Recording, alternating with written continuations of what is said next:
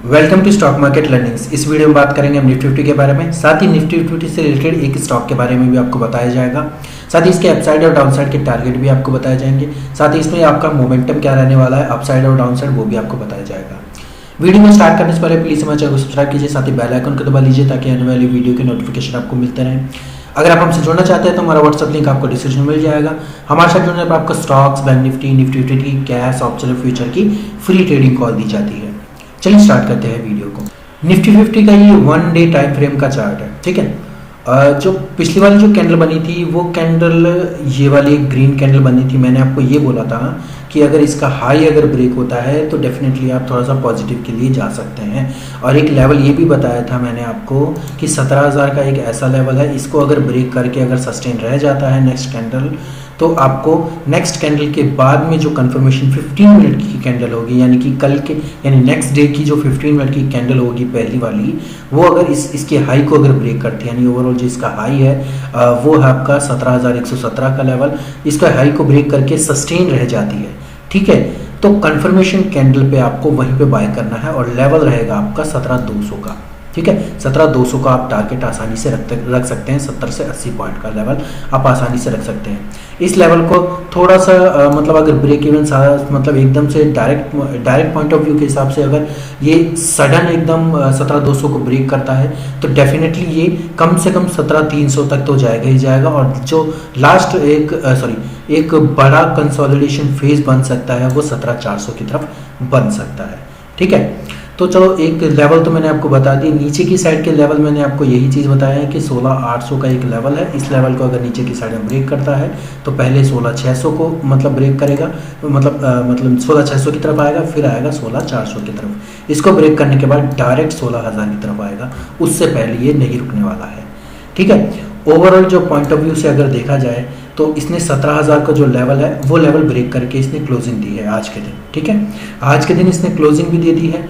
अब depend on कि आपको ट्रेड कैसे करना है। ट्रेड आपको तभी करना है जब इसकी जो 15 मिनट की कैंडल है वो थोड़ा सा अपसाइड में हो, फिर बाद में इसकी जो कंफर्मेशन जो कैंडल है वो थोड़ा सा अपसाइड में थोड़ा सा और जाने के बाद में डेफिनेटली आपको उस टाइम पे आपको बाय करना है, ठीक है। चलो ये तो 1 डे टाइम फ्रेम की हम फिलहाल के टाइम 1 डे टाइम फ्रेम की जो कैंडल्स हैं उस यहाँ पे हम बात कर रहे हैं। नेक्स्ट डे में क्या हो सकता है वो भी आप बात कर लेते हैं हम। निफ्टी 50 का ये 5 मिनट के टाइम फ्रेम का चार्ट है। 5 मिनट के टाइम फ्रेम के चार्ट में आज के दिन पूरा जो मोमेंटम क्या रहा, मोमेंटम जैसी ओपनिंग हुई, पहले तो एकदम से ओपनिंग के बाद में नीचे की साइड में आया, फिर ओपनिंग के बाद में जो डेफिनेटली नीचे की साइड में गया, फिर ऊपर की साइड में और ज़्यादा मोमेंटम दिया, ठीक है।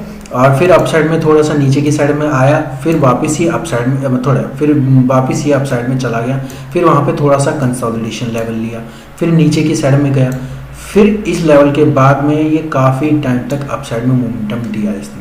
तो ओवरऑल जो 11 साढ़े 11 के बाद का टाइम था और लगभग 1-1:30 बजे के बीच का जो लेवल था वो पॉजिटिव मोमेंटम था, ठीक है।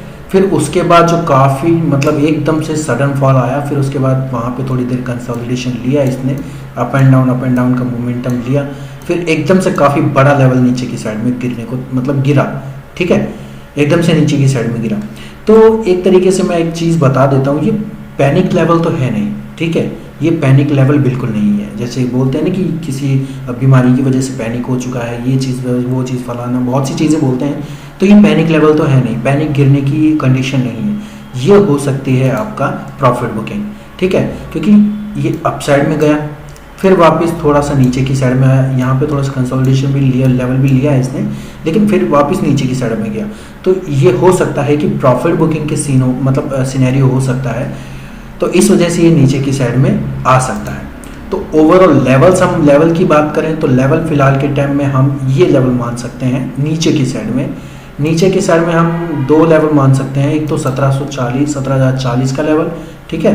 अब दूसरा जो लेवल मान सकते हैं वो मान सकते हैं हम ये वाला लेवल 17,020 के आसपास का। तो ये वाले जो 2 लेवल हैं, ये वाले जो 2 लेवल हैं, ये लेवल में आपको ट्रेड नहीं करना है, ठीक है।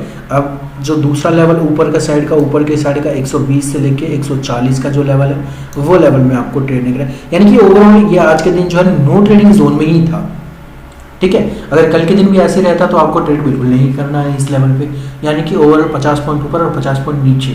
तो यानी 100 पॉइंट की जो एक रेंज है 17,120 से 17,020 तक की जो एक रेंज है, उस रेंज में आपको ट्रेड बिल्कुल भी नहीं करना है। ट्रेड इसलिए नहीं करना है क्योंकि आज का जो लेवल हाई है वो 120 के आसपास का है, 120 से 140 के आसपास का है, और जो लो है 17,040 का। ये लेवल आप भी निकाल सकते हैं, कोई बड़ी बात नहीं है, ठीक है। ये लेवल निकालना कोई बड़ी बात नहीं है, ये लेवल आप भी निकाल सकते हैं, लेकिन थोड़ा सा फोकस होना चाहिए आपको इस लेवल पे कि अगर मुझे यहाँ पे काम करना है तो डेफिनेटली मैं लेवल निकालना भी मुझे आना चाहिए, ठीक है। तो ओवरऑल अगर देखा जाए तो ये लेवल अपसाइड और डाउन साइड के हैं, ठीक है। तो नेक्स्ट डे में आपको इसी लेवल पे ट्रेड करना है। इस लेवल से अगर अपसाइड में आ जाता है तो ही आपको बाय करना है, इस लेवल से अगर नीचे की साइड में आते हैं तो ही आपको सेल करना है। तो अब बात करते हैं इससे रिलेटेड स्टॉक के बारे में, निफ्टी 50 से रिलेटेड स्टॉक के बारे में बात करते हैं। रही बात ट्रेंड की, तो ट्रेंड आपका जो नेक्स्ट डे रहेगा वो थोड़ा सा नेगेटिव रहेगा। मतलब 12-1 बजे के बाद थोड़ा सा पॉजिटिव हो सकता है, जैसे ये हुआ था 11-12 बजे के बाद में थोड़ा सा पॉजिटिव हो सकता है, लेकिन फिर उसके बाद वापस ये नेगेटिव की तरफ आ सकता है 1:30-2 बजे के आसपास। मैंने आपको क्लियर कहा है कि मतलब ये कल के दिन थोड़ा सा नेगेटिव ही रहने वाला है, पॉजिटिव नहीं रहने वाला है। हो सकता है तो गैप डाउन ओपनिंग भी हो सकती है। तो आपको अगर ये ओपनिंग हो सकती है तो पहली बात तो ये क्लियर आपको ये चीज़ रखनी है कि अगर गैप डाउन ओपनिंग होती है तो लेवल कौन सा है, ठीक है। लेवल में आपको कुछ चीज़ें ये ध्यान रखनी है कि पिछले दिन की जो क्लोजिंग है वो कैसी है, ठीक है। और मतलब अगर कल की ट्रेड करनी है तो कल के ट्रेड की जो एक लेवल है, ठीक है, क्लोजिंग लेवल है, क्लोजिंग लेवल ये वाला लेवल है, तो इस लेवल को भी आपको ध्यान रखना पड़ेगा। यानी 1760 से 1740 के आसपास भी जो लेवल है वो लेवल भी आपको ध्यान रखना इसलिए रखना पड़ता है क्योंकि जो क्लोजिंग होती है ना वो लेवल थोड़ी सी मतलब कंसोलिडेशन फेज वाली रेंज होती है। इस लेवल पर अगर इसी लेवल पे अगर नेक्स्ट डे अगर घूमता है निफ्टी या कोई भी स्टॉक या निफ्टी 50 बैंक निफ्टी कोई भी घूमता है तो जो पिछले दिन की जो क्लोजिंग होती है उस पर मायने रखती है थोड़ी बहुत, ठीक है। अब स्टॉक के बारे में बात कर लेते हैं। स्टॉक रहेगा हमारा हिंडाल्को का, ठीक है। हिंडाल्को का ये 1 डे टाइम फ्रेम का चार्ट है, ठीक।